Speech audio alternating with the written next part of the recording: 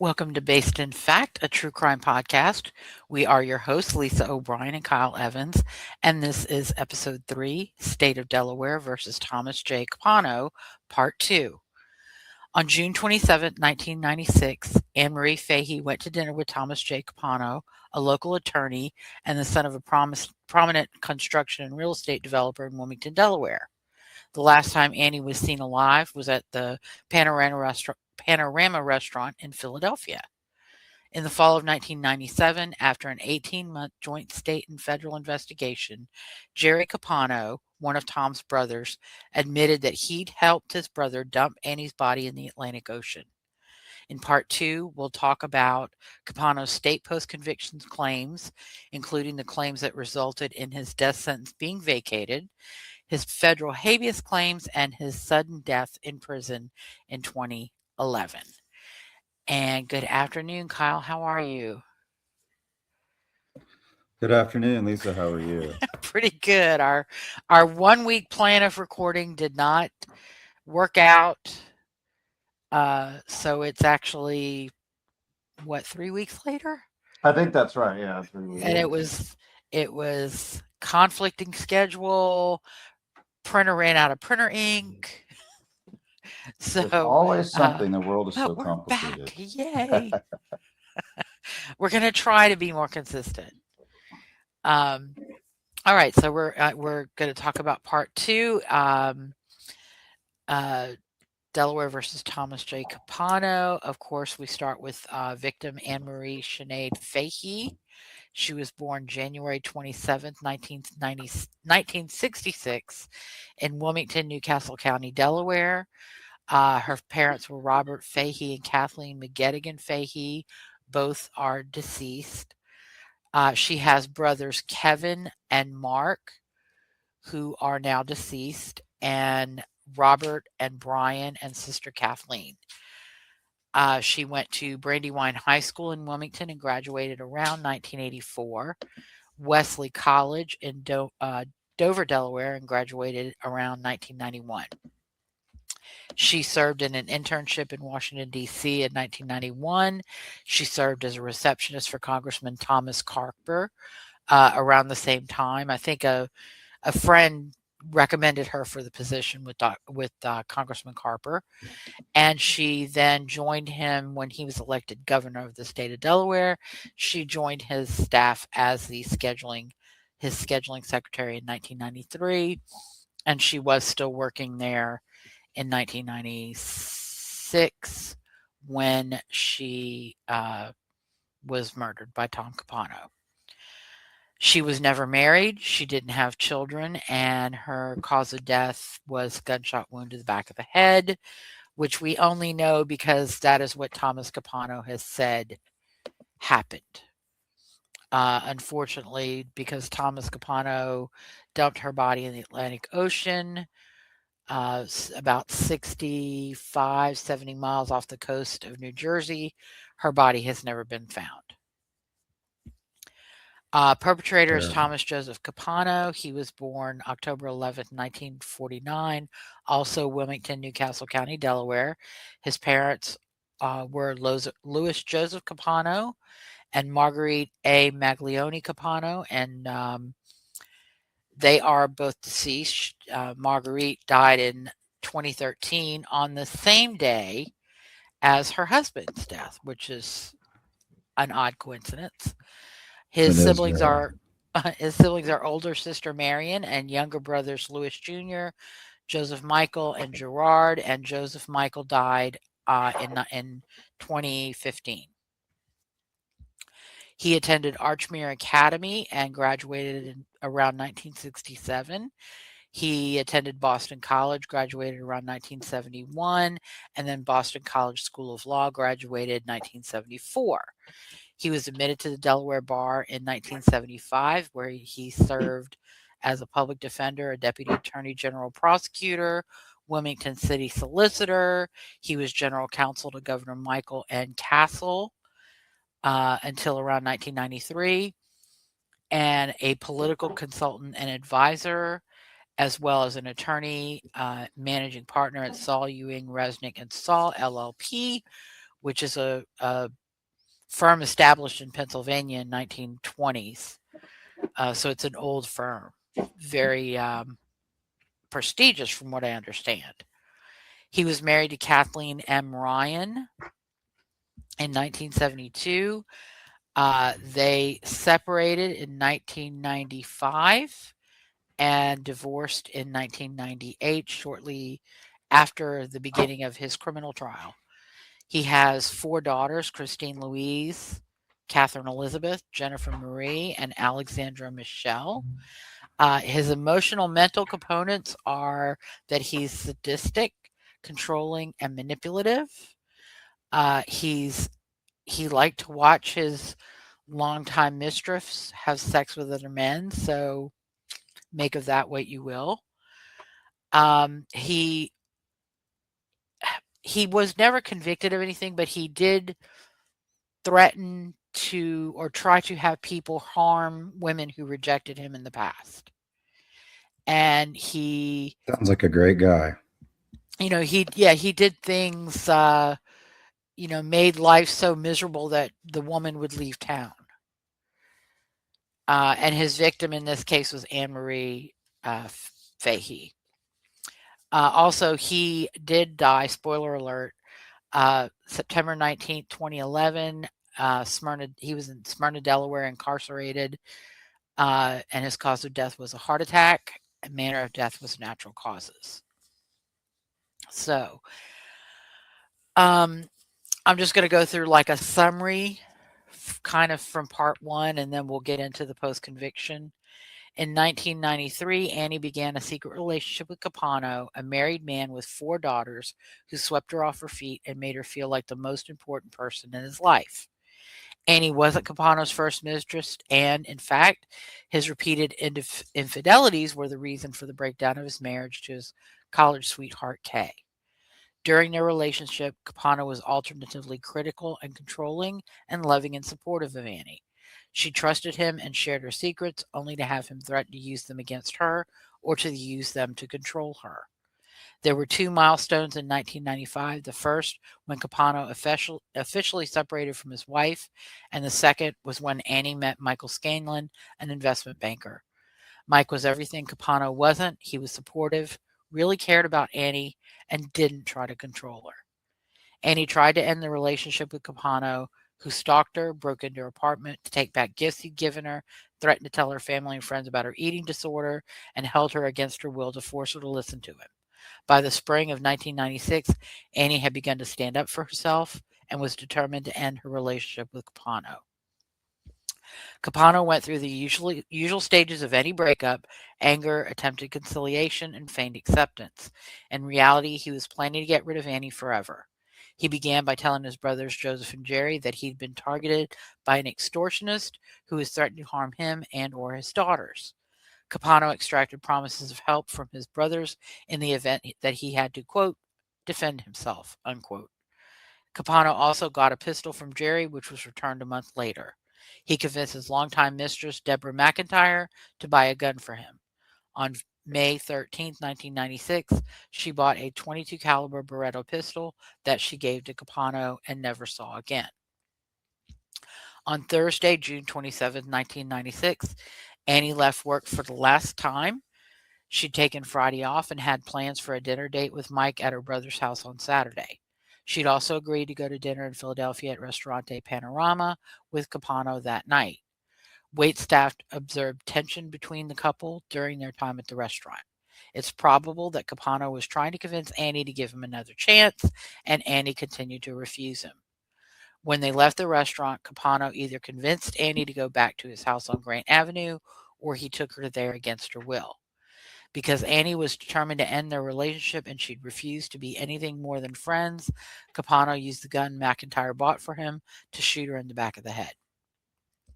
Do we know why she kept like giving him attention? Why didn't she just leave him alone and tell him to go away? From what I've read in the various books, Anne Rule and a couple of the other books, and I don't think I put enough about that stuff in here, and I regret not taking the time to do that. But There are a few good books about this that we'll talk about at the end.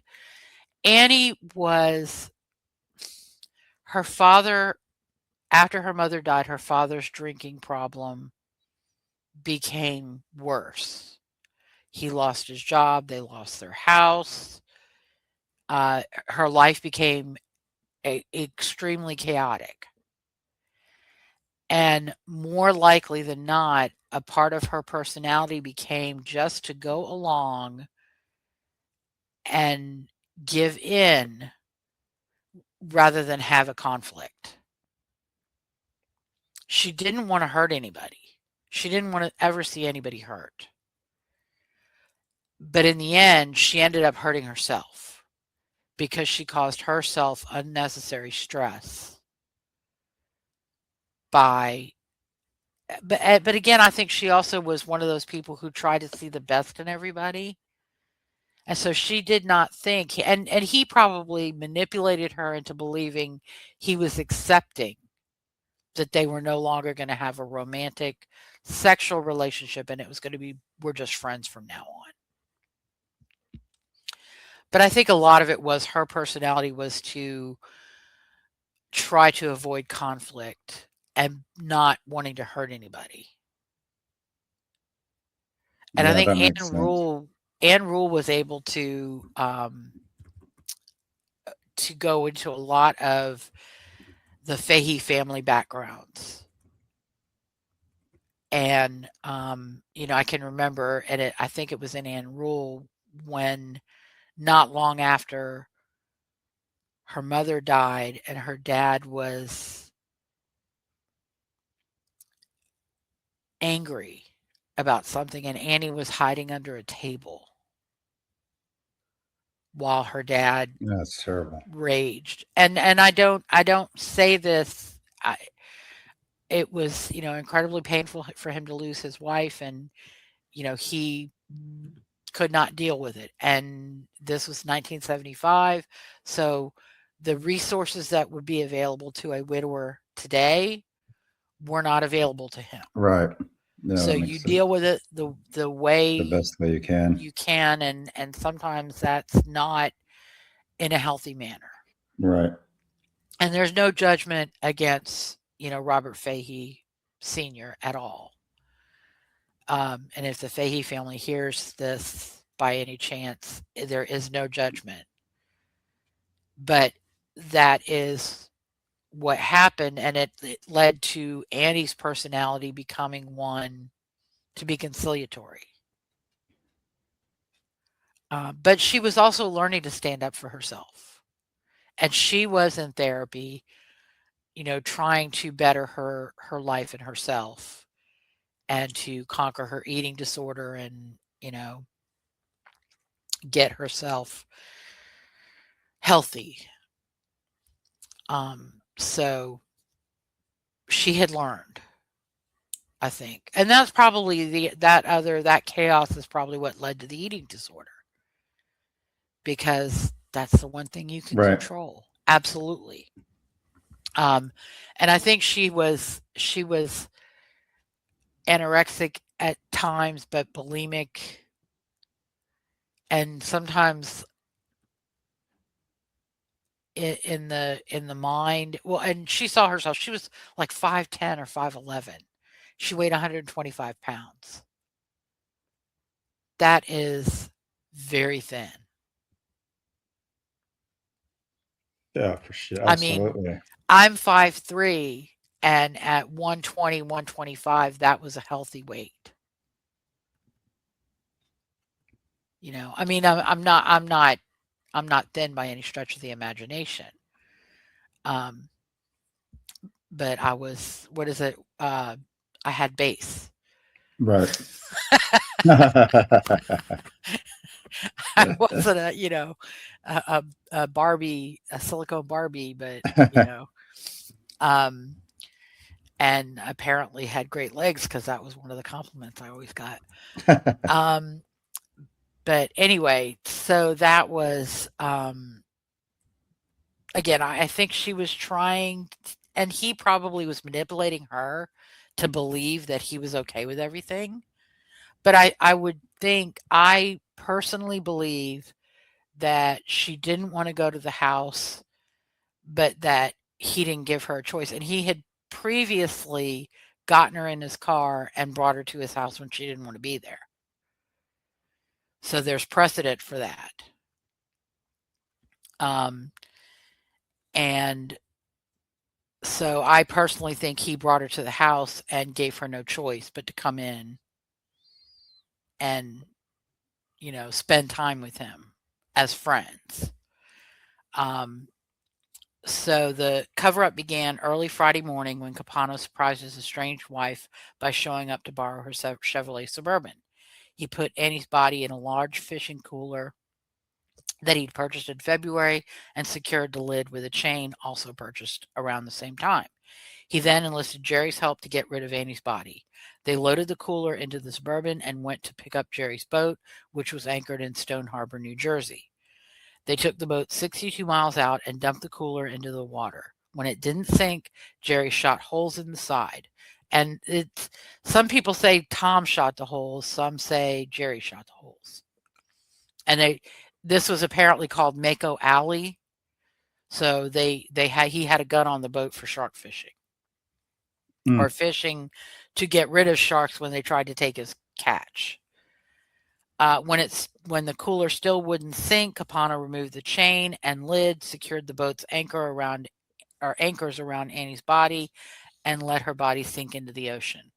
When Gerry and Capano returned to Wilmington, they got rid of a blood-covered love seat and carpet in a dumpster at Capano construction site.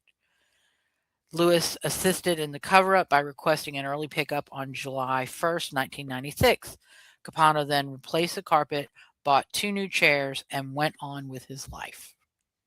When Annie didn't show up at her brother's on Saturday, Mike and her family went to her apartment at 1718 Washington Street in Wilmington. They convinced her landlord to let them in and found a level of untidiness that Annie would not have left behind. There were groceries with spoiled fruit on the counter, clothes and shoeboxes strewn around the bedroom, and Annie's bed was unmade. Annie's wallet with credit cards and cash had been left behind, and her keys were missing. Her Volkswagen Jetta was also parked on the street. At around midnight, Kathleen found Annie's diary, which referenced a secret affair with TC, who she described as a jealous maniac. Kathleen also found letters to Annie from Capano. The Wilmington Police Department was soon joined by the FBI and U.S. Attorney's Office in an 18-month joint investigation into Annie's disappearance. In November 1997, facing criminal charges of his own, Gerry decided to come clean and finally tell the truth about what happened to Annie. And I have a few things. I left some of the notes in there regarding the investigation, but I'm not gonna go over those again. Although there is, Capano wrote a set of notes about his whereabouts and movements on June 28th, I believe, and he put them in a colleague's office, then told the colleague that they were there, and then tried to get the courts to order the U.S. Attorney's Office, who seized them with a legitimate subpoena, to give them back because they were work product attorney-client privilege. And he's an attorney. He should have known better. You put him in the office, but you don't tell anybody they're there. Right. And when he told the colleague found them and read them. And that, that's like one of the first things you learn in law school. When a third party is present for a privileged conversation, it's no longer privileged. So, that was one of the things. He was sneaky. He was trying to be sneaky, and he wasn't very good at it. Because, I think he also, and I'm going to go into this as well, kind of go off on a little tangent. The Capano boys were spoiled freaking rotten. And if you Google their names, they had run-ins with the law before their daddy died and after their daddy died. And, but they always use their money and their position to get out of trouble. Right. So, but yeah, they were spoiled and they felt like, they were Capanos and they built Wilmington and, they could do nobody whatever could they say boo to wanted. them. Right. And that happens a lot. Right. And it's a shame because from what I've read, the father, Louis, I mean, he emigrated here from, I think, Calabria, Italy, and he was a straight arrow.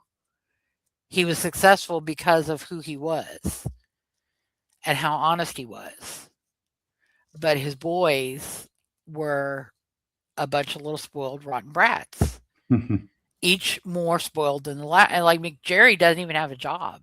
Gerry just lives off family money, you know. So, but anyway, that's off my soapbox. I asked my dad once, but he's 10 years older than Tom Capano was, and he didn't go to any of the schools or any of the. He was out in a different part of Newcastle County. It's Wilmington, but it's not. Not the It's more the same. suburbs. Gotcha. So, all right. So then he was tried in the Superior Court of the State of Delaware and for Newcastle County. The judge was the Honorable William Swain Lee. Ferris Wharton, a state attorney general or an assistant attorney general, and Assistant U.S. Attorney Colm F. Connolly prosecuted him. His counsel were Joseph O'Terry, Charles M. Oberle III, Eugene J. Moore, and John F. O'Donnell. Basically, the prosecution presented evidence that Annie sought to end her romantic involvement with Capano in early January and February of 1996. They presented testimony regarding Capano's controlling and manipulative treatment of Annie and other girlfriends. They presented testimony regarding Capano's obsessive behavior toward Annie, including stalking and harassing her after he left his wife in September 19.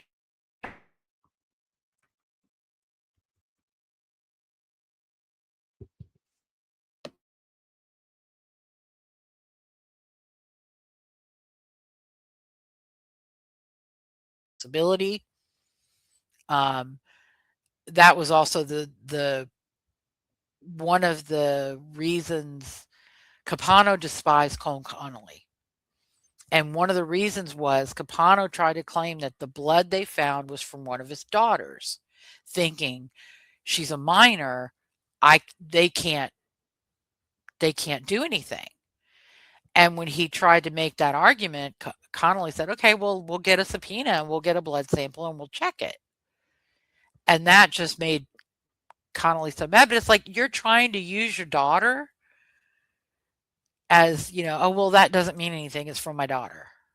Well, they're entitled to confirm that it's from your daughter. So, introduce your top lip to your bottom lip and shut up. And this is 1996, 1997 DNA. The match probably would have been even stronger in just 2001, 2002. The prosecution presented evidence of premeditation, including Capano borrowing $8,000 from Gerry in February 1996 under the pretext of an extortion protection. Capano's extortionist stories to Gerry and McIntyre and Joseph. Capano bought the 162 quart marine cooler on April 20th, 1996. Capano also bought a lock and chain that were used to secure the lid of the cooler. Oh, so he didn't buy it in February. That was wrong in my earlier summary. Also directing McIntyre to buy the pistol for him on May 13th, 1999, claiming it was for self-defense due to alleged threats from extortionists. The prosecution also presented substantial evidence of planning and consciousness of guilt based on Capano's post-offense conduct, including that Capano concealed Annie's death when he lied to investigators and disposed of her body and other physical evidence within a short time span after Annie's murder.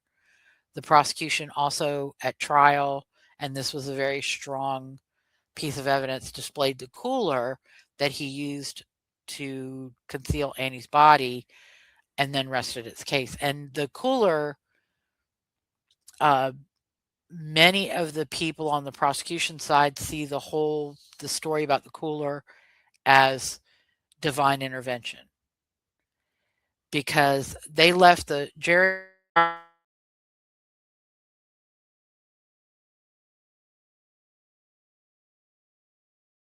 discovered it, salvaged it. He patched up the holes and he was using it. And then when the story about the cooler being used for Annie's body came out in the media, somebody got him to bring the cooler to the FBI. And he did. He did the right thing. And he brought the cooler to the FBI, and that became one of the strongest pieces of evidence because it corroborated Gerry's story of what happened.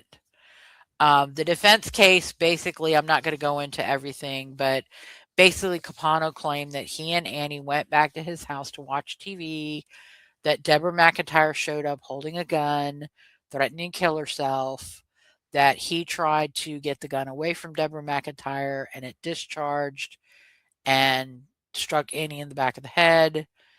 And then he did all the cover up and all the lying just to protect Deborah McIntyre.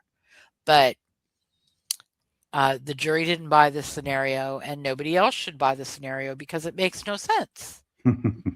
If it was an accident, then you call police and, Deborah McIntyre gets, manslaughter or yeah, exactly. Reckless endangerment. If it was truly an accident, you don't dump the body in the ocean and get rid of the evidence. Yeah, exactly. So, and then, of course, one of the other things that I wish I could have been in the courtroom for was the cross-examination of Capano by Colm Connolly, because Capano lost his shit multiple times during that cross-examination. And, really, that was the worst thing for him because he had come off smug and not entirely helpful to himself during his direct examination. And then this, his losing it multiple times during his cross-examination probably showed how, he could have treated Annie as badly as her friends and her diary say. Now he and his attorney stipulated to allowing a lot of hearsay in from Annie's psychotherapists and friends and her diary, which probably would have been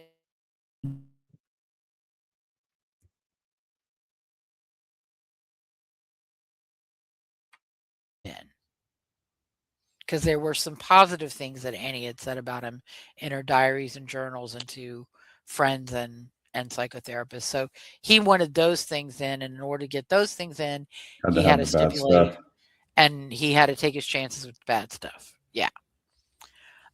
So yeah, and Capano testified for several days, finishing his testimony on January 5th, 1999.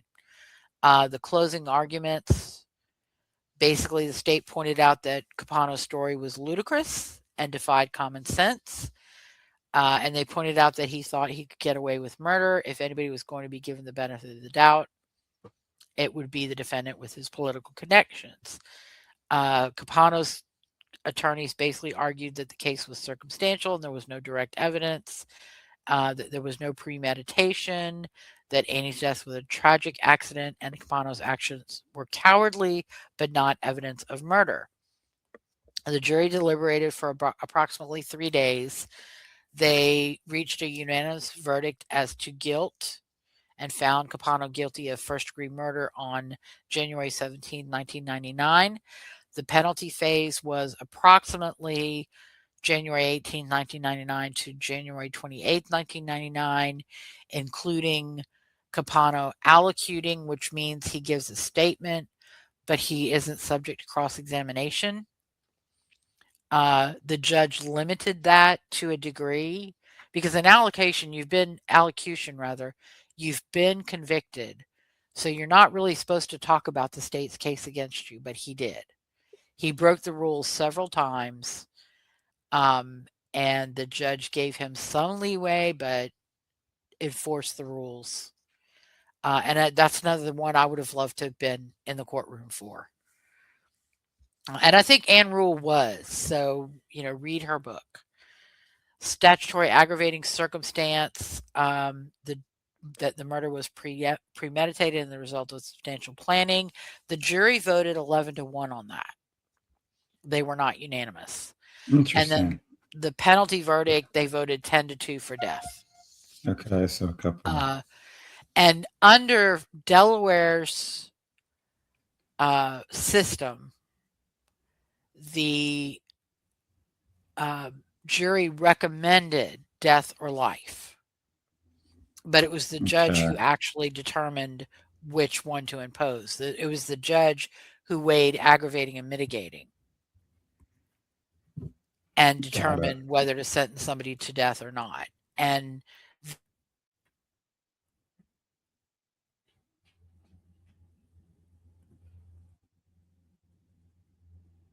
he challenged it during his direct appeal, but he challenged it again during his post-conviction.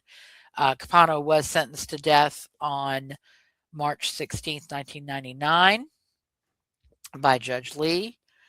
He proceeded to direct appeal before the Supreme Court of the State of Delaware, and that was an automatic appeal. His case was remanded for a new motion for new trial. He made several requests for the judge to recuse himself because he had given interviews that highlighted his plans for a political career because he was getting ready to step down from the bench. And just want to mention, too, Judge Lee was from Sussex County, which is in southern Delaware. Because of Capano's position in the community in Newcastle County, they brought in a judge from a different county to be a little bit more to preside over his case, which I don't think I mentioned. I don't think I mentioned last episode, part 1. They did have oral argument, actually 2 sessions of oral argument on October 24th, 2000, and then again on June 13th, 2001. And in the end, the en banc court affirmed his conviction and sentence. And I'm not going to, they basically found no reversible error on any of the claims that Capano had made. So then the case proceeds to, well, there are a few other things, sorry.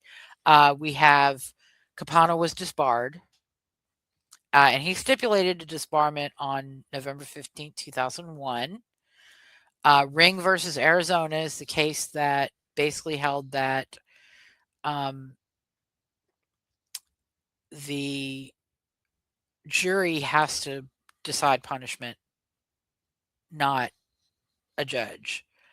They held that Walton and Apprendi are irreconcilable. This court's Sixth Amendment jurisprudence cannot be held to both. Accordingly, Walton is overruled to the extent that it allows a sentencing judge sitting without a jury to find an aggravating circumstance necessary for imposition of the death penalty. Because Arizona's enumerated aggravating factors operate as the functional equivalent of an element of a greater offense, under Apprendi, the Sixth Amendment requires that they be found by a jury.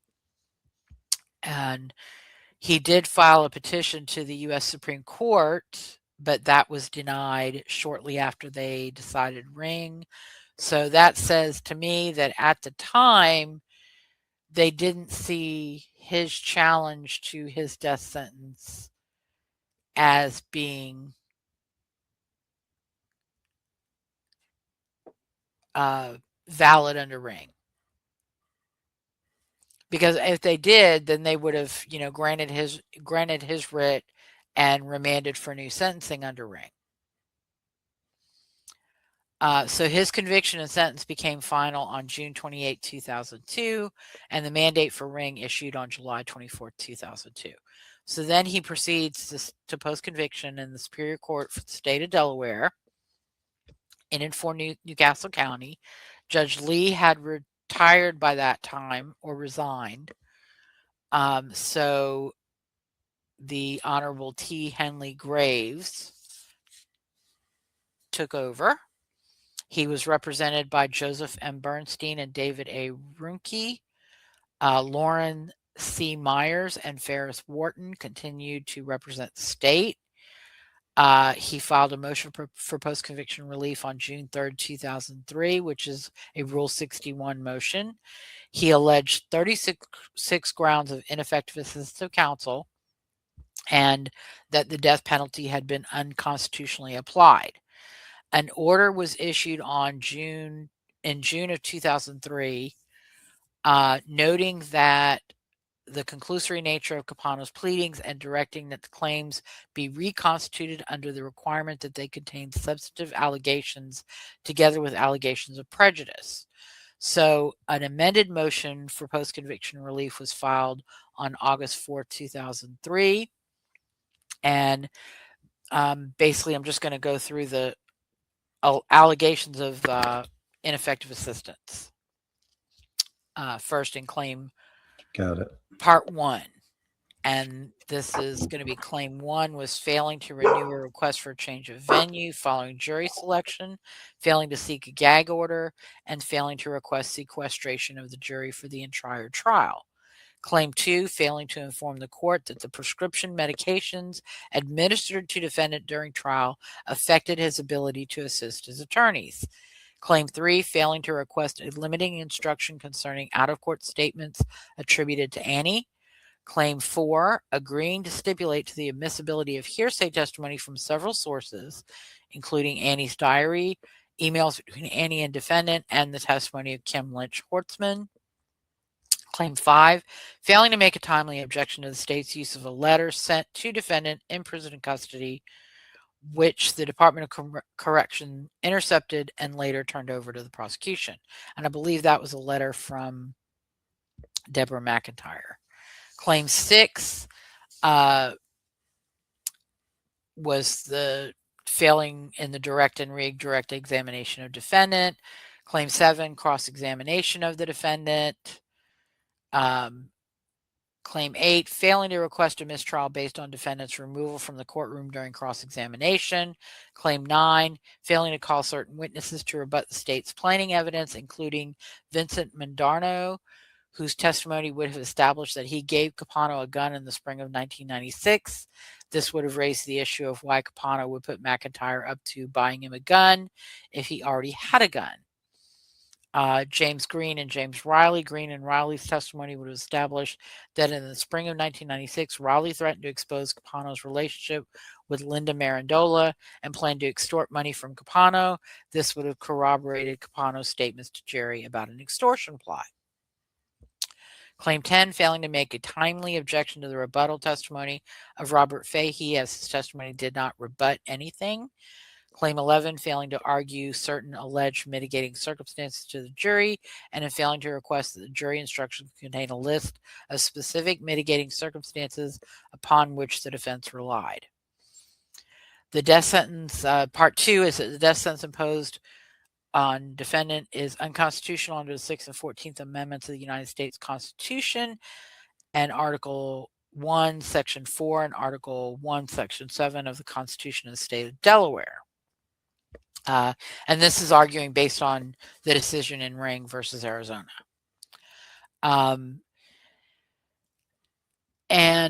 the case was submitted after substantial briefing and evidentiary hearings on December 17, 2004. The decision on the motion for post-conviction relief was rendered on March 9th, 2005.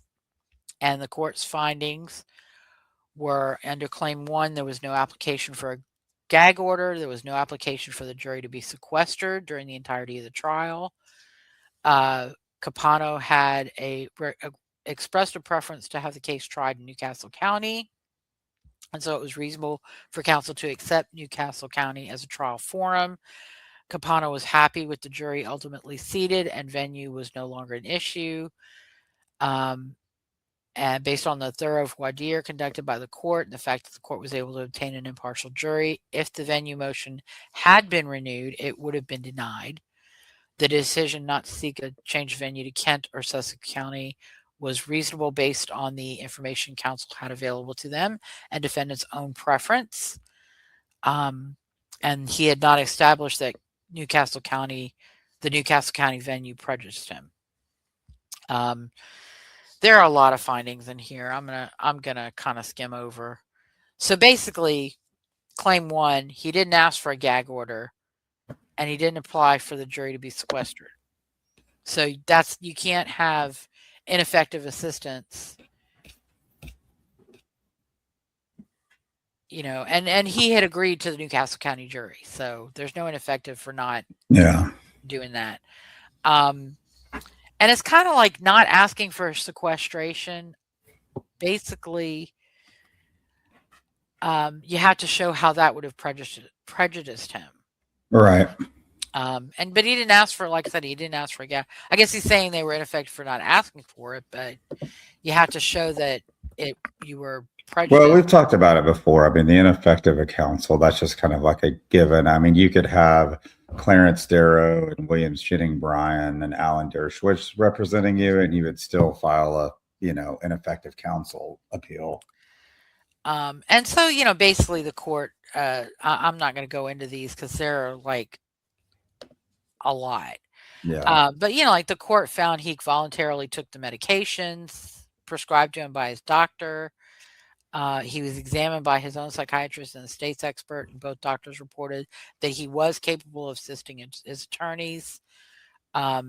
His attorneys also took issue with his claims of ineffective assistance, and basically exposed that he was running things from the beginning, and because he was an attorney. And he was a trial attorney. He was a litigator, apparently. So he didn't meet his burden on most of these, of establishing how these failures impacted him. And the same goes with, stipulating the hearsay comments. They wanted good comments in, so they had to kind of weigh whether or not it was worth it with the bad, and they decided it was. One of the interesting things on claims 6 and 7, the court found Capano has a forceful personality. Capano made it clear to his defense team that it was his case and that it's my life, and that he was going to be involved by sometimes accepting and sometimes rejecting the advice of his attorneys. Capano's failure to communicate candidly with his attorneys caused most, if not all, of the problems of which he now complains. Problems in his direct examination and cross-examination are not due to errors of his counsel. Capano's counsel continuously strive to fulfill their responsibility to zealously defend him. Capano's piecemeal cooperation with the defense team set the stage for any dissatisfactory showing on his part. Like one of the things that his attorney said, he would not prepare for testimony or cross-examination. He was intent on testifying, which they said don't do. He also wanted young women on the jury, which was a bad idea, because he thought he could charm them and that they would fall in love with him. But in reality, they were creeped out. Yeah, that's good. Feels like that's an understatement. And one of the best statements was, Capano's attorneys cannot be blamed for their clients' failure to heed their advice or his failure to cooperate with them in a more meaningful way. Capano's refusal to prepare resulted in a withering cross-examination. His attorneys did not fail him. He failed himself. So 6 and 7 were denied. Claim 8, Capano lost his temper in front of the jury, and the trial judge made no finding that the prosecutor deliberately provoked Capano. Basically, they found that the judge handled it the best way, which was ending for the day and coming back the next day. Um, and that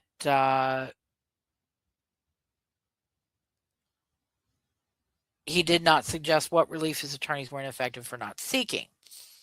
Uh, Getting a mistrial was not going to happen because, again, Capano lost it in front of the jury, and that's not grounds for mistrial. So, counsel were not ineffective for not seeking a mistrial or failing to seek any relief to remedy Capano's explosion in front of the jury. So, claim 8 was denied. Basically, on claims 9A and B, trial counsel interviewed Mr. Mondarno, who told counsel that Capano's story was a lie and Mondarno never gave Capano a gun. Claim 9B, Linda Marandola was a person with whom Capano was alleged to have had a romantic relationship. Defense counsel purposely avoided informing the jury of anything involving Miss Marandola because they feared opening the door to that relationship would expose a similarly unhealthy relationship with her as he had had with Annie. And I think Linda Marandola left town because Capano's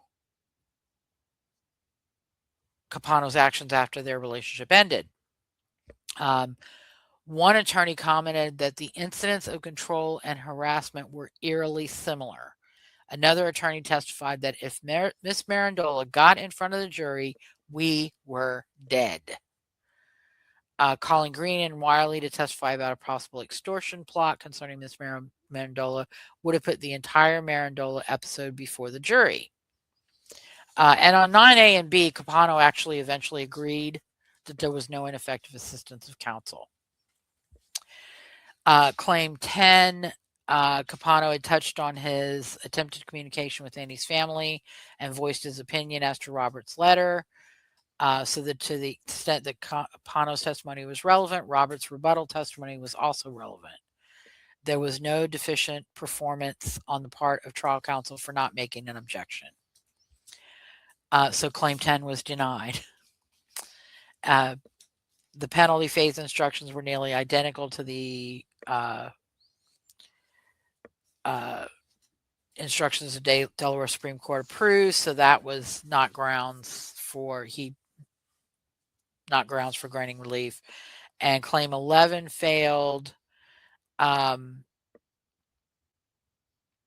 because he didn't establish the performance of the presentation of evidence and arguments during the penalty phase were deficient when applying the Strickland standard of an objectively reasonable standard.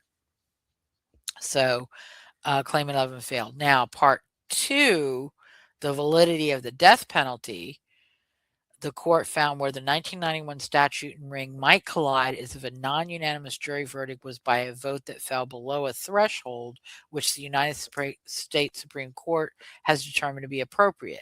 In other words, a jury verdict is not constitutionally required to be unanimous, but there is a floor. And they cited several cases. Thus, the harmless error analysis must focus on the federal constitutional requirements of a jury, in this case where the jury found the existence of an aggravating factor by a vote of 11-1, that floor was met and there was no error. The death penalty stands, this claim fails. And so the motion for post-conviction relief was denied. This was appealed to the Supreme Court of Delaware, and he was represented by Mr. Bernstein, and Ferris Morton and Lauren Myers continued to represent the state.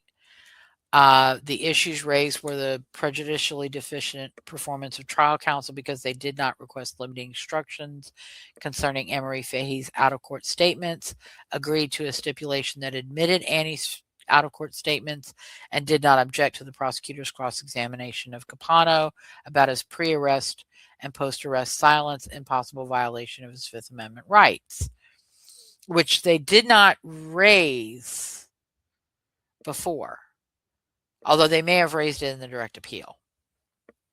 And then they also argued the death penalty statute under which Capano was sentenced, the 1991 statute, is facially unconstitutional under Ring, or unconstitutional as applied to him, and that principles of double jeopardy bar a new penalty hearing. The case was submitted on October 19, 2005, and on January 10, 2006, the Supreme Court of Delaware affirmed the judgment of the Superior Court, holding that Capano had failed to establish his ineffective assistance of counsel claims. They rejected Capano's claim that the 1991 statute was unconstitutional, but did find a constitutional flaw in its application to him under the new rule announced by the United States Supreme Court in Ring. A factual determination of eligibility for the death penalty must be found by a jury because under Ring, eligibility based upon the existence of a statutory aggravating circumstance is no longer merely a sentencing factor, but rather is an element of the greater offense of capital murder. In Delaware, the elements of any criminal offense, including the greater offense of capital murder, must be found by a unanimous jury. Because Capano's eligibility for the death penalty was decided by the sentencing judge without a unanimous jury finding of a statutory aggravating circumstance, we must vacate his death sentence. This constitutional flaw in the penalty phase does not bar a new penalty hearing under a procedure that comports with constitutional requirements.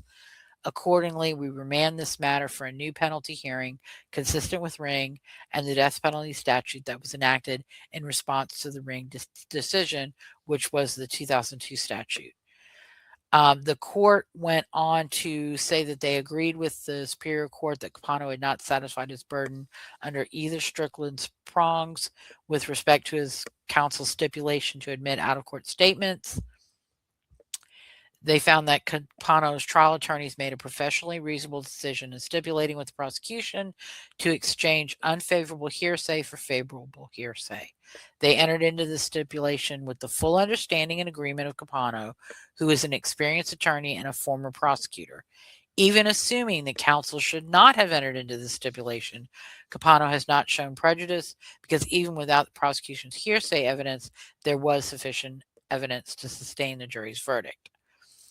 They also agreed that he hadn't met his burden under Strickland with respect to the failure to request limiting instructions after each witness. Capano's attorneys made a strategic choice not to request a limiting instruction after every witness, but instead to rely on the limiting instructions given by the Superior Court. Capano has failed to establish that this strategic decision was objectively unreasonable, nor has Capano met his burden in showing that the lack of a limiting instruction after every witness was prejudicial.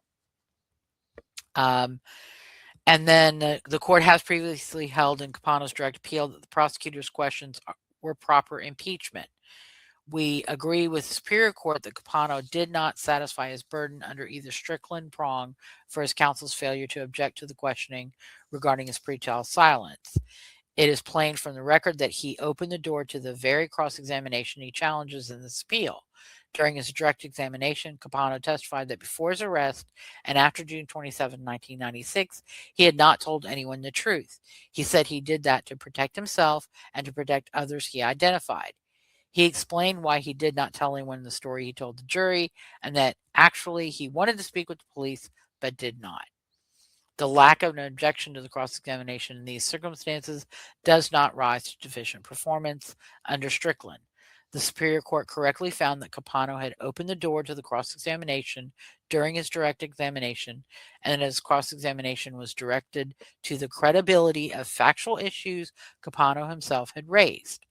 Even if defense counsel had been able to successfully object to the prosecutor's cross-examination, Capano has not met his burden of showing that the questioning was so serious as to deprive him of a fair trial.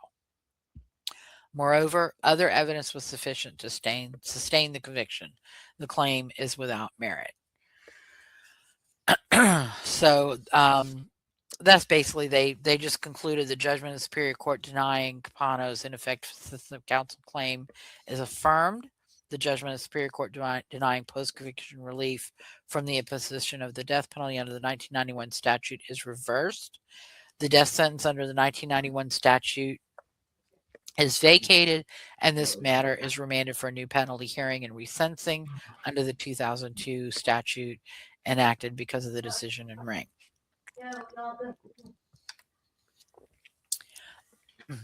All right. There was one dissent. Um, Chief Judge Steele, joined by Noble, who was a vice chancellor, probably appointed due to a potential conflict because of Capano's legal, community. Um, Yes. he found that that there should not be resentencing, that he should just be sentenced to life, um, because he found the doctrine of collateral estoppel precluded a second penalty hearing. More or Estoppel is one of my favorite legal concepts. less. Yep. Collateral estoppel. Yeah. Um, so then on February 6, 2006, the Delaware AG Carl C. Danberg issued a press release where he stated every criminal case has a natural end. We have reached that point in this case. I am satisfied that justice is served by having Thomas Capano spend every day of the rest of his life in prison. The Fahey family also issued a statement, when Anne Marie was murdered, we maintained that the most important thing for us was that her murderer would be convicted and sent to prison. We are satisfied. So on March 2nd, 2006, Judge Graves resentenced Capano to life in prison without the possibility of parole. Capano went on to federal habeas relief, the U.S. District Court for the District of Delaware, and that was before the Honorable Harvey Bartle III, who was actually brought in from the Eastern District of Pennsylvania, because all the judges on the U.S. District Court for the District of Delaware were conflicted out. Which we'll go into a little bit more. Capano was still represented by Mr. Bernstein, and Elizabeth Roberts McFarland took over representing the warden, Warden Carroll, because the federal habeas is generally against the warden of the prison, not Right, which is always kind of confusing. the state. Yeah. It because the warden is the person that keeps you under confinement. Right. And state post-conviction and federal post-conviction are collateral to the main conviction and sentence. They're collateral actions. So he filed his petition for a writ of habeas corpus on January 30th, 2006. He raised 6 grounds, I believe. Yeah, 6 grounds. Ground 1 was that he wanted lesser included offenses charged to the jury at the end of the evidence. Because the evidence was also consistent with lesser degrees of homicide, he was entitled to jury instructions on the lesser included offenses to the charged offense of murder first degree under the Due Process Clause of both the federal and state constitutions. And that's based on U.S. Supreme Court decision in Beck versus Alabama, 447 U.S. 625 1980. Which, if we do a Supreme Court this season, we'll look at Beck, because I don't think we did. No, we did not. I don't think. The trial court rejected Capano's request. In his direct appeal, Capano argued that the refusal to instruct on lesser included offenses violated his due process rights under Beck. Capano's Beck claim was also rejected by the Delaware Supreme Court. And in federal habeas, you either have to have raised the issue on direct appeal or post-conviction, or both. But like, if you didn't raise it in state post-conviction, if you raise it on direct appeal, you can raise it federal.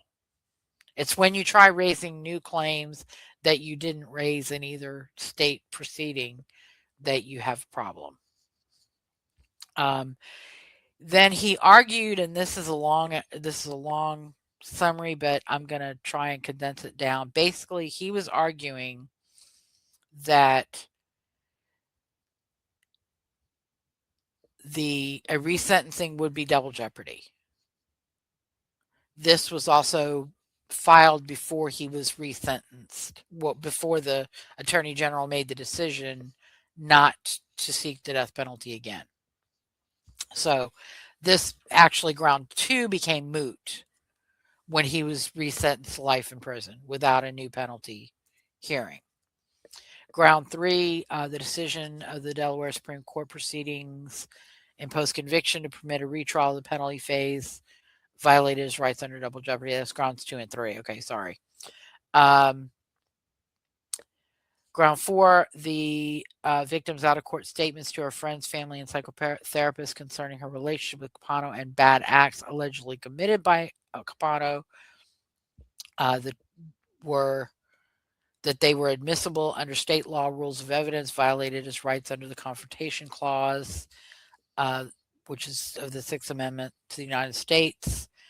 The decision of the Delaware Supreme Court that it was proper for the state to cross-examine Capano concerning post-arrest silence violated his rights under the Fifth Amendment of the United States Constitution. Ground 6, Capano's trial attorneys were ineffective under Strickland because they did not request limiting instructions concerning Marie Fahey's out-of-court statements. They agreed to a stipulation admitting her out-of-court statements. They did not object to the prosecutor's cross-examination of Capano about his pre-arrest and post-arrest silence. Pending matters, as a result of the decision of the Delaware Supreme Court, the state was entitled to a retrial of the penalty phase of the trial, but that retrial had not taken place yet. On February 27, 2006, the clerk was ordered to serve a certified copy of the petition and the order on the warden and attorney general, and they were directed to respond within 45 days of receipt of the petition. Warden Carroll filed his response on July 28, 2006. The state court record was filed on August 30, 2006. On December 13, 2006, a briefing schedule was issued. On January 25th, 2007, that briefing schedule was amended. Capano filed his opening brief on February 20th, 2007, and basically made his arguments regarding the issues that he had raised, which I'm not going to go into. After multiple extensions of time, Warden Carroll filed his opposition brief on August 2nd, 2007. And he basically, they basically argued that the lesser included, the trial court's decision not to instruct on lesser included offenses was a reasonable application of relevant U.S. Supreme Court precedent, that that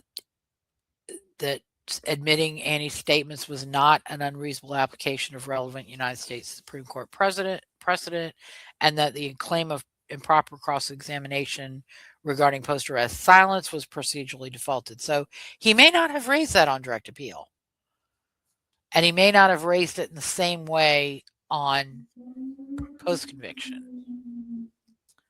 So that means it's procedurally, because he didn't give the state an opportunity to fix the error. That's the theory under federal, especially AEDPA. You have to give the state an opportunity to fix the error that it made before the federal court can determine whether the state's action was right or wrong. Capano filed a reply brief after an extension of time was granted. The case was assigned on September 19, 2007 to Judge Sue L. Robinson.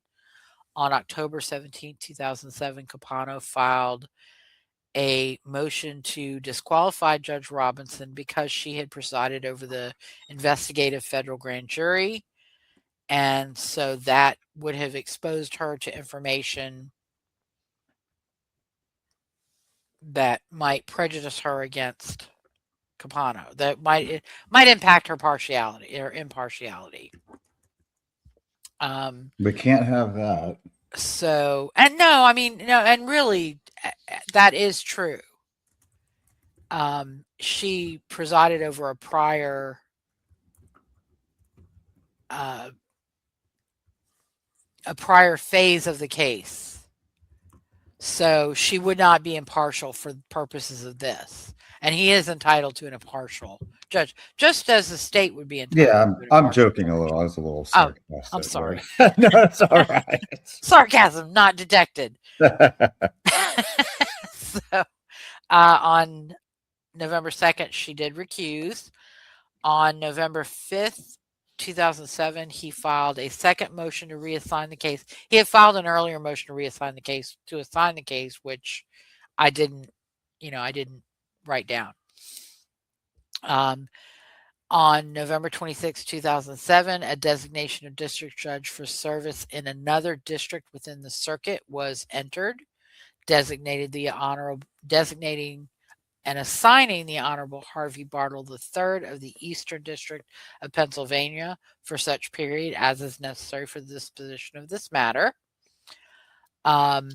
A minute entry was entered on November 29, 2007, documenting a telephone conference held by Judge Bartle. A notice of hearing was entered on the 14th of February 2008, scheduling a hearing for March 18, 2008 at 10 a.m. A letter was sent on February 22nd, 2008 from Mr. Bernstein to Judge Bartle advising the court that Capano may rely on Wright versus State, a Delaware Supreme Court decision decided by the Delaware Supreme Court with respect to the issues raised in briefs regarding the lesser included offenses.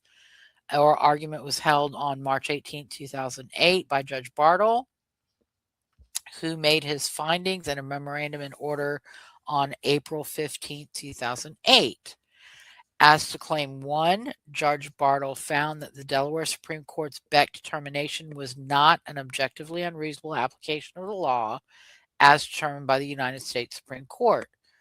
Moreover, to the extent that we must decide whether there was an unreasonable determination of the facts in light of the evidence presented in the state court proceeding, we find that the Delaware Supreme Court did not make an unreasonable determination. Consequently, we will deny relief to Capano on the basis of his Beck claim. And basically, they found Capano was arguing that his story of an accident entitled him to instructions on lesser included offenses other than first degree murder. And basically, the Delaware Supreme Court, I didn't go into it, and I don't think the state post conviction, they basically found that his uncorroborated story was not sufficient, and that the evidence of planning and premeditation meant that he was not entitled to lesser included offenses. And actually, that's kind of not the best plan if you give a jury lesser included offenses, unless they're in Florida trying Casey Anthony. They might find you guilty of a lesser included offense that's going to result in a felony conviction and Right. jail time, prison time. So, and I believe in the findings, the court actually said it was better to do the all or nothing. If they couldn't find him guilty of first degree murder, they had to acquit him. Interesting. So, but I didn't go into that, and I'm now regretting it. But I realized as I was looking at it that there was just a lot. So, but anyway, so the federal court found that the state court was not their determination of Capano's claims was not unreasonable. In Claim 2, the court found the U.S. Supreme Court has not addressed whether, under some circumstances, statements properly admitted under Rule 8033 must, as a constitutional matter, be delayed by the state until it presents its rebuttal case. Because he was trying to argue that Some of the hearsay statements should not have been in the case in chief. It should have been in rebuttal. Uh, Further, as far as we know, no holding of any lower federal court espouses Capano's desired result. Given the complete lack of clearly established United States Supreme Court precedent supporting Capano's position, the Delaware Supreme Court's decision allowing the admission of hearsay statements under Rule 8033 in the state's case in chief does not provide Capano with a basis for relief. In sum, Capano's right to confront the witness against him under the Confrontation Clause was violated by the improper admission of certain hearsay evidence under Rule 8033.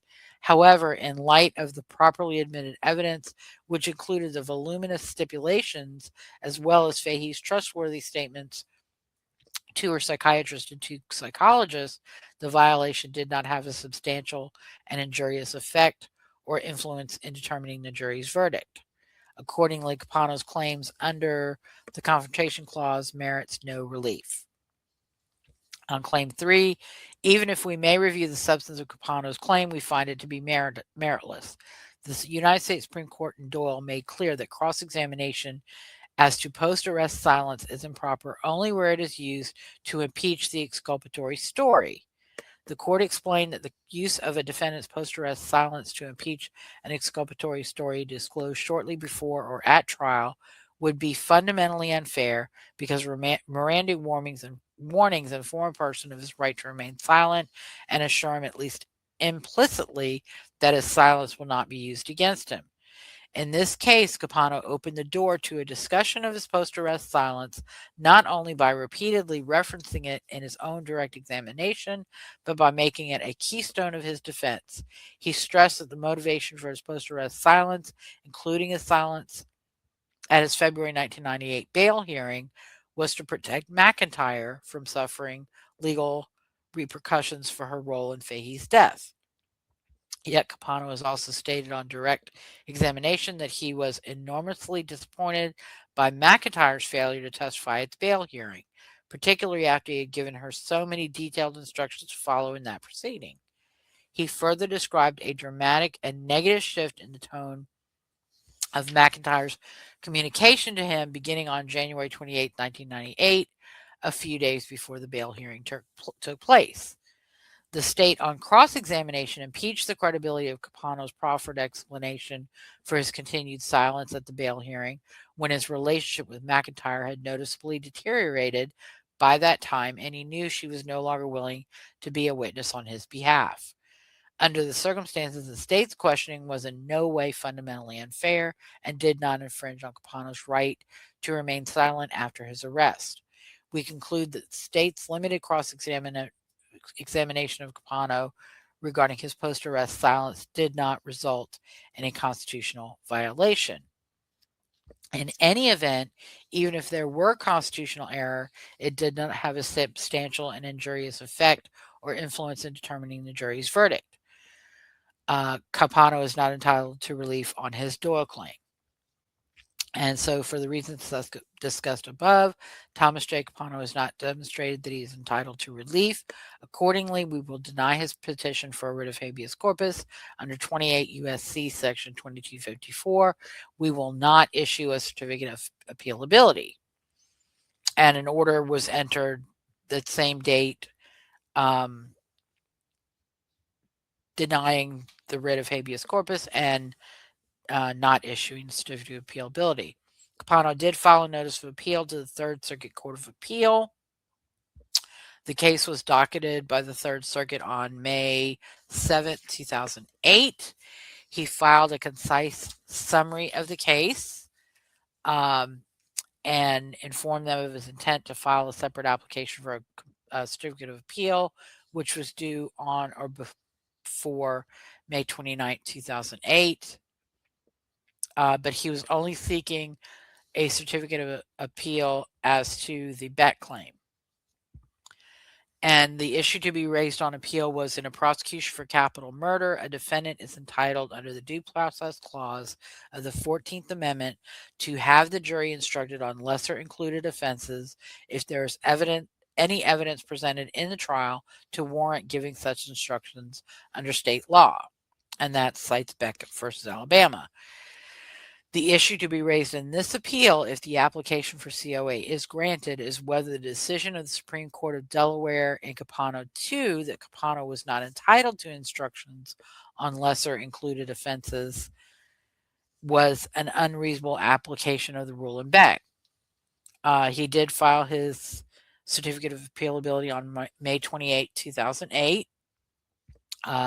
Arguing that the rejection of Capano's accident testimony as the basis for instruction on lesser included offenses was contrary to Beck and amounted to an unreasonable application of Beck, that it was at least debatable that the district court's resolution of the Beck claim was correct. The district court's conclusion that instructions on lesser included offenses was not required under Hall failed to account for the fact that issues of the defendant's state of mind and issues of causation belong to the jury under Delaware law, and that the district court's refusal to acknowledge the likelihood recognized in Scad and Chow, which are two Delaware cases, that a jury faced with an all or nothing choice would act irrationally and vote to convict of capital murder, even if they had a reasonable doubt that Capano had acted intentionally with respect to the killing, also warrants issuance of the COA. And again, it's like, that's actually the opposite. If they have a reasonable doubt, they can't convict you of capital murder. On June 29, 2008, an order was entered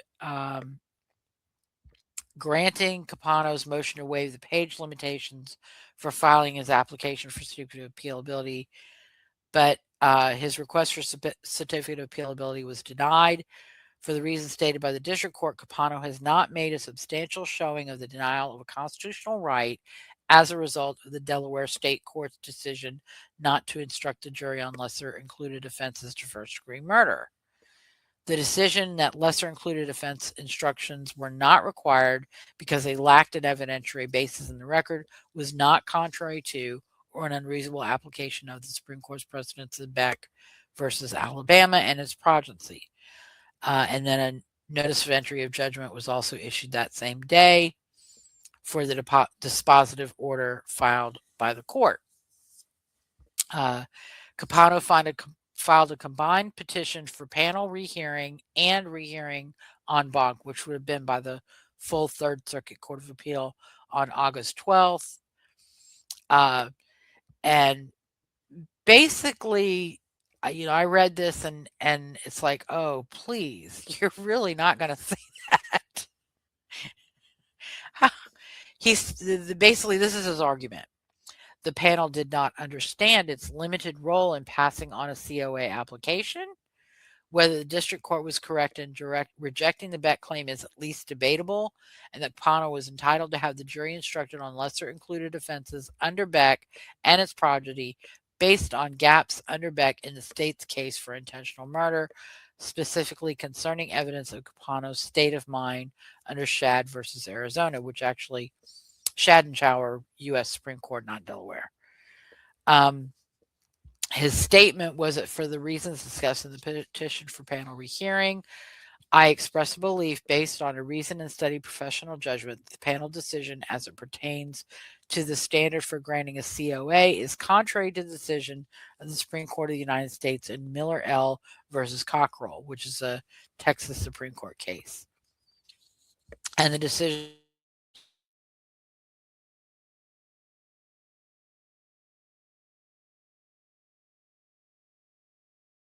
it's a hard name. Devon versus Dodrell and Morgan versus Lamanna, and that consideration by the full court is necessary to secure and maintain uniformity of decisions in this court. On August 26, 2008, the panel, the petition for rehearing was denied, and the petition for en banc rehearing was also denied. So, there were a lot of lawsuits. The Capanos, so that's the end of his federal habeas. He was denied certificate of appealability, so he can't appeal to the Third Circuit Court of Appeal. And he didn't file a writ to the U.S. Supreme Court. And I'm not quite sure why, because they were, I mean, the post arrest silence claim and the Beck claim, you know, but they didn't. So that was the end of federal habeas. Now, again, the Capanos are in construction and property Yeah. development. So there are a lot of lawsuits against Capanos. Right. So All I the didn't time. really, I didn't really go into that. But there are some other miscellaneous things. The Fahey family sued Capano, Kathleen and her brothers, as administrators of the estate of Annie, and individually sued Thomas Capano, Louis, Joseph, Gerry, and their business entities, uh, for various claims, including wrongful death. Um, and they amended their complaint and added Capano Investments. An order was entered staying on August 28, 1998, staying the civil suit pending Capano's criminal trial, conclusion of Capano's criminal trial. That stay was lifted on February 26, 1999. There was an second amended complaint was filed. The defendants all filed motions to dismiss, which were submitted. And basically, they were able to get some counts dismissed, but some counts were found to be triable, which I'm not going to go into. And then the Capano management, in connection with the suit by the Faheys,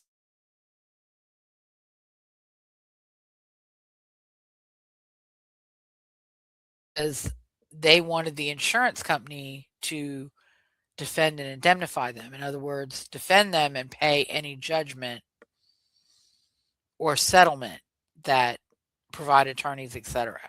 And so they sued them in federal court for declaratory judgment. And the federal court found on December 9th, 1999, the defendants have a duty to defend the plaintiffs, the Capanos, on counts 6 and 7 of the underlying complaint. This means that the defendants must defend the Capanos on the entire underlying suit until final resolution of count 6, which is intentional infliction of emotional distress, and count 7, conspiracy. Even if one count or theory of plaintiff's complaint lies within the coverage of the policy, the duty to defend arises. Capano shall submit a proposed order with notice on or before December 17, 1999. So the civil case proceeded on the 24th of February 2000. A scheduling order was issued, and the case was scheduled for a pretrial conference on September 15, 2000, and a trial on January 8, 2001. The court issued a letter opinion granting plaintiffs' motions to amend and bring Joseph Capano back in because he'd gotten himself dismissed. Basically, find the previous decision of the court was premised on the belief that Joseph Capano was a stranger to Anne Marie Fahey. The new allegations indicate that not only had he met her sometime during the year prior to her death, but he knew from his brother Thomas that Thomas and Miss Fahey were more intimately involved with each other than just two friends. Those changed facts create the possibility of different inferences, which can be drawn from the facts. So the complaint was amended again. And let's see. The Capano did try to, there was a partial summary judgment granted on 2 of the counts of the third amended complaint. And I don't have access to these actual pleadings, so I'm in the dark about what they were. Capano tried to file an interlocutory appeal, but the Delaware Supreme Court found that the defendant's position is without merit. The defendant argues that the interlocutory appeal should be granted because review of the interlocutory order may terminate the litigation or otherwise serve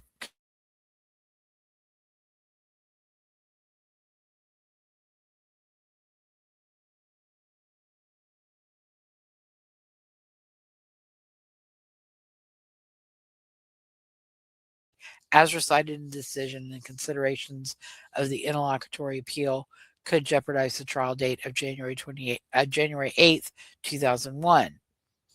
And the application for a continuance of the trial was also denied. So the interlocutory appeal was refused by the Delaware Supreme Court. Oh, that was the trial court's order. And this is the interlocutory appeal was also refused by the Delaware Supreme Court. Their mandate issued. They issued Now, what two is an mandates. interlocutory That appeal? is, in civil, you can sometimes have, for example, if you're preparing for trial and you file a motion in limine to keep a defense expert out, or a Daubert motion to keep a defense expert out, and the court, you don't agree with the court's decision, you can file an interlocutory appeal on that issue. It's not, it's discretionary. But usually, like on an evidentiary issue, a lot of times the trial court will grant it because they don't want to deny it, and then on the appeal of right after the resolution of the trial to have the appellate court say that this expert should never have been allowed to testify. So it's decided. It's like when there's a partial summary judgment, dismissing a portion of a plaintiff's claim.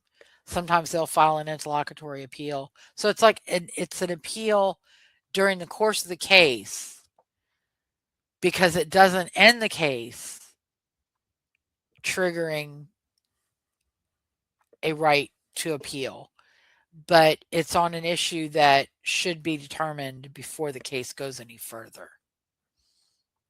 And in Louisiana, we do have interlocutory appeals, but we also have writs, supervisory writs, which if you don't like the court's, the trial court's decision, you take a supervisory writ, denying summary judgment or granting summary judgment on an issue or a partial summary judgment. But yeah, it's during the course of the litigation before the termination of the litigation in the trial court.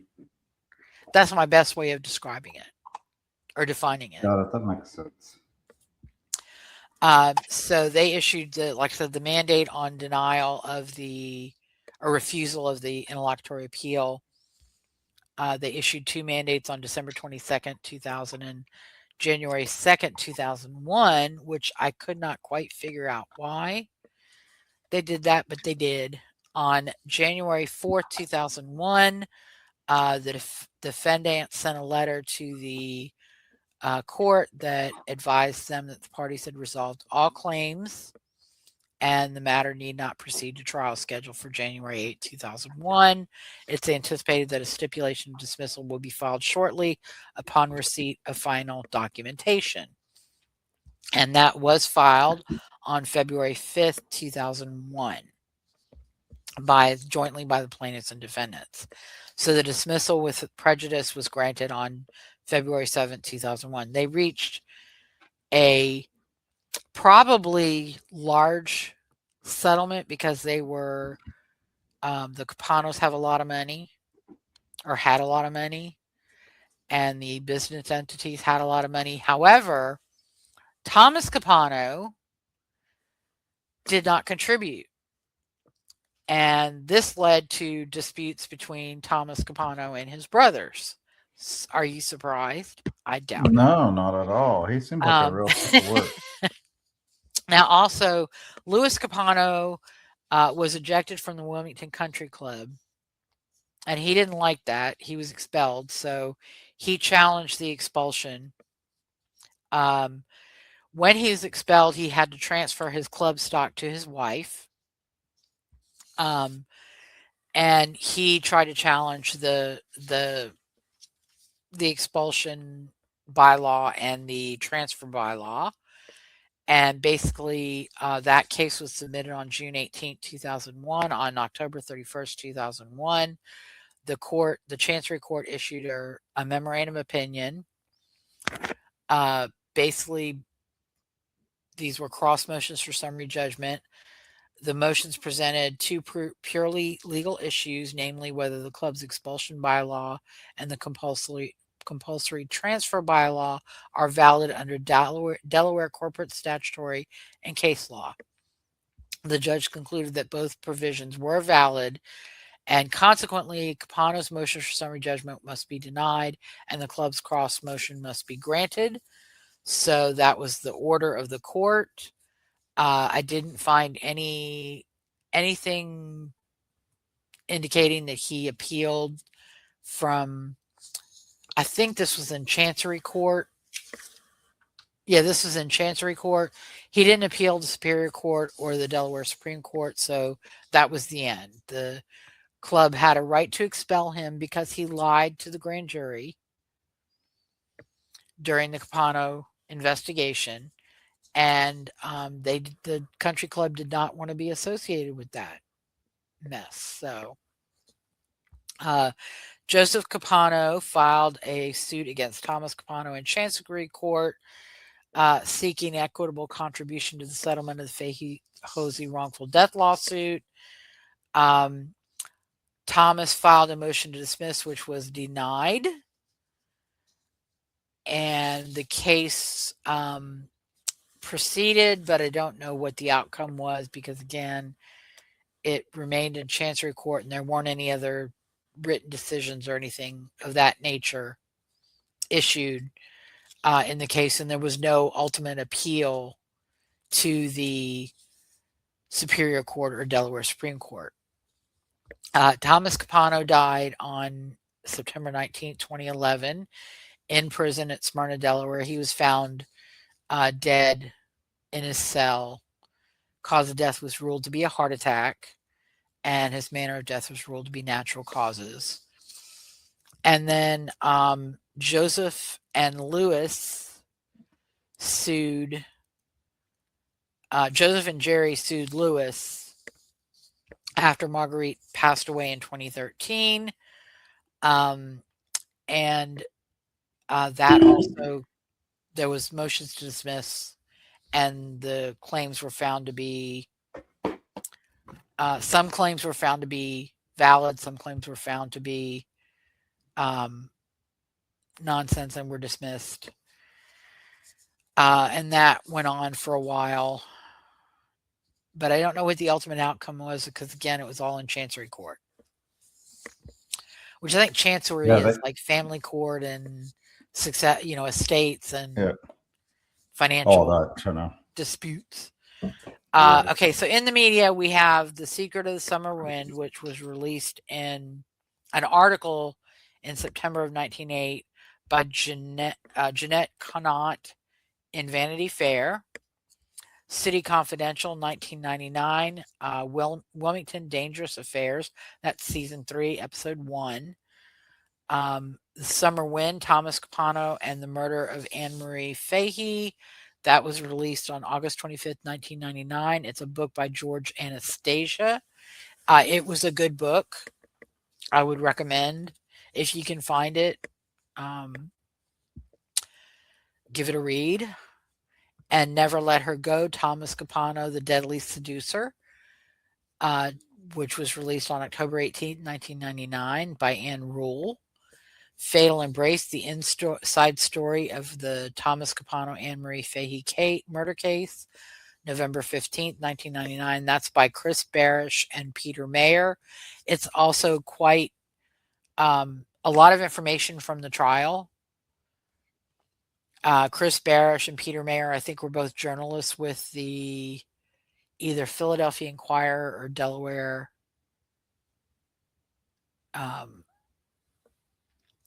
News Journal in Delaware. FBI Files, August 8, 2000, Deadly Obsession, Season 3, Episode 2. And Never Let Her Go was a 2001 movie, TV movie, directed by Peter Levin, written by Andrew Adam Greenman and Ann Rule, who for some reason did not say, no, you cannot cast this particular actress, Catherine Morris, as Anne Marie. She looks nothing like Anne Marie. She is a petite blonde woman. She had short hair. Anne Marie was a tall, curly haired, dark haired woman, not a petite blonde. So, Mark Harmon played Tom Capano, which I also don't find because he's too attractive for Tom Capano. Yeah, I was gonna say Capano. Catherine Morris, I think, and she's a great actress. It's not against her as an actress. It's that she did not fit Doesn't really fit as Anne Marie. Right. I mean, Sigourney Weaver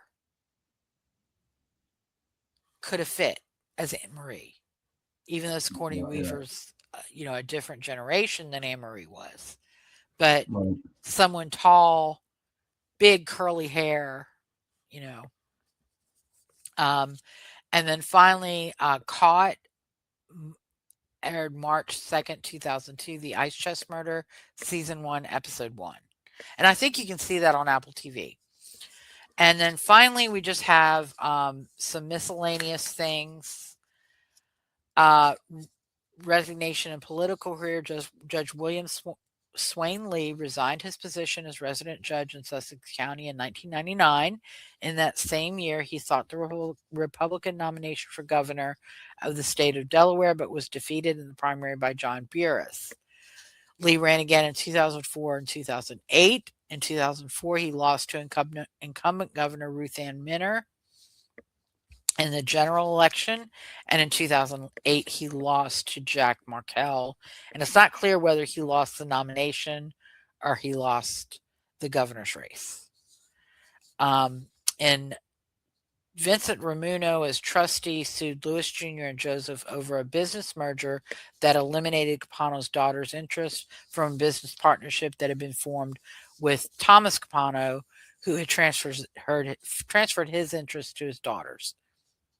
In 2006, the Chancery Court ruled in Ramuno's favor and granted judgment in the amount of $586,665 to be reduced by two payments of $33,333 each made to him by the defendants following the commencement of this litigation, together with the cost of the action and interest on the outstanding balance of this obligation from March 21st, 2001 through the date of payment. The Delaware Supreme Court affirmed the Chancery Court's judgments orders in 2007. There were several orders entered by the Chancery Court addressing post-judgment interest and attorney's fees and all that. Career Colm Connolly was appointed by President George W. Bush to serve as the U.S. Attorney for the District of Delaware in 2001. He ended his term there in 2009. In 2008, he was nominated to replace Judge Kent Jordan on the U.S. District Court for the District of Delaware by President Bush, but his nomination was returned to the president at the adjournment of the 110th Congress. And ironically, that was who Capano's case was originally assigned to. But there's no way they would have never even assigned Colm Connolly because he was the prosecutor. But it's just interesting because Kent Jordan was the judge who was initially assigned, but he was retiring.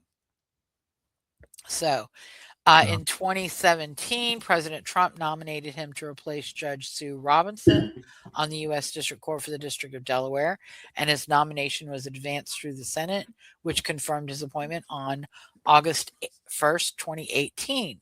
Judge Connolly received his commission on August 3rd, 2018. He's served as the chief judge of the district since 2021.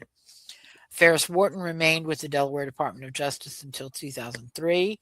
He also served as the chief prosecutor for Kent County, Newcastle County, state prosecutor, and a deputy attorney general.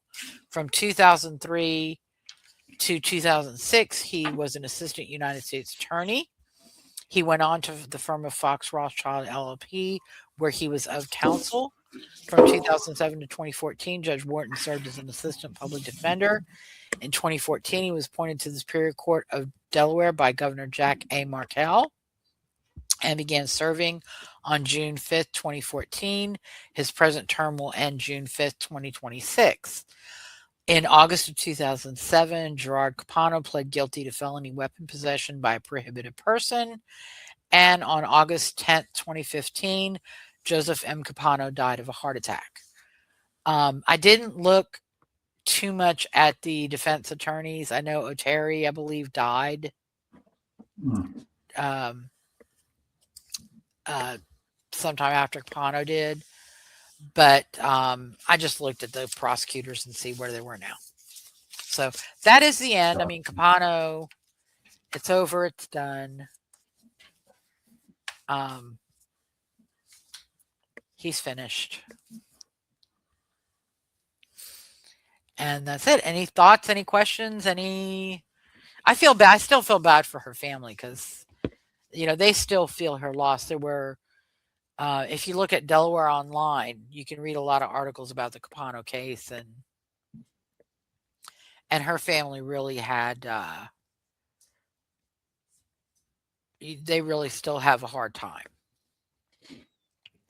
Yeah, I mean, it's hard. I mean, losing a child is terrible. And especially, it just, yeah. I mean, it's just with such a strange case. I mean, none of these things make sense, right? Like none of them ever really make sense, but some of these that are just, and where you have, the motives are kind of crazy. I mean, the guy was, he was. I can't have her. Nobody will. I mean, that's actually not unusual. Like, to me, like especially when he's not that serious about her. She's just another fling to him. But it's like you said, he has to have her. It's that crazy level of control. It's just insane. It's like Rodney Reed. You don't break up with Rodney Reed. Rodney Reed breaks up with you. If he had broken up with her, it would have been fine. But one of the other things that her family has said over the years is that what's really hard is not being able to have a funeral or a memorial or a grave because her body was never found. Now there is a memorial bench near her apartment on Washington Street. I'll put a picture of it up, and I'll put information about where it is in the description when I post the episode. Because I did forget to talk about that. But that's all they have is that memorial bench.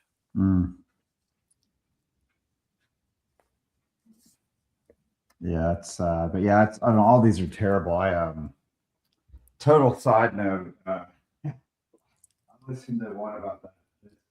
Jessica Peters. Where are you? You're moving away. I can't hear you. Oh, sorry.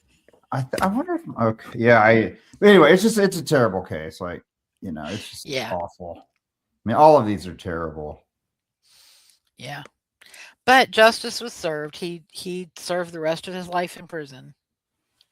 Yeah, at least he got justice. I was listening to reading about a story a couple of weeks ago about a poor girl who was set on fire, and the guy was acquitted for 2 murders. So at least she got justice. Yeah, that is, that is hard. But and Capano, over the course of the years, he had execution dates set, but they were set during his, post-conviction prior to his direct appeal. So it was stayed during his direct appeal or vacated because of the direct appeal. And then another date was set, but that was while he was doing state post-conviction. And then on state post-conviction, the sentence was totally vacated.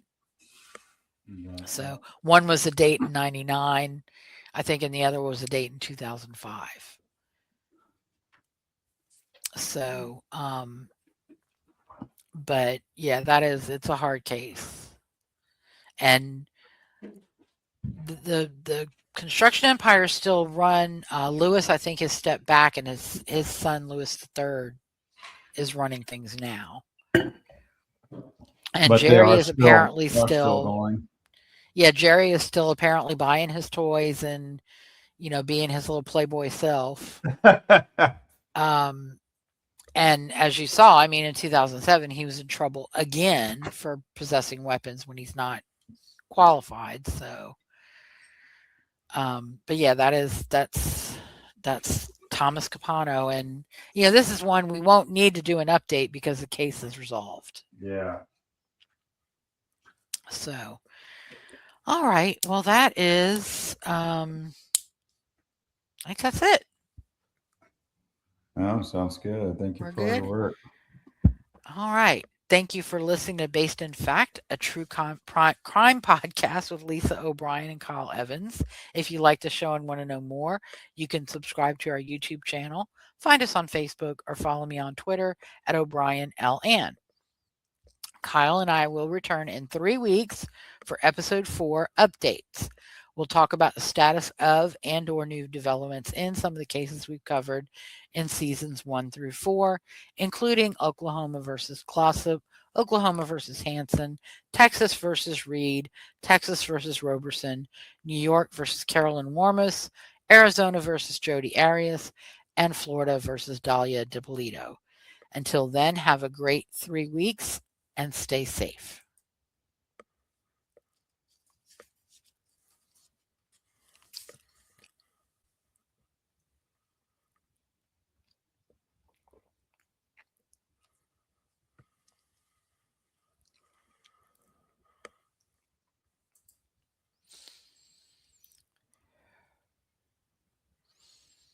Hey, are you there? Hey, are you still there or? Yeah, but I'm playing Oh, the outro music. oh, sorry, I didn't hear it. That's okay. Shoot.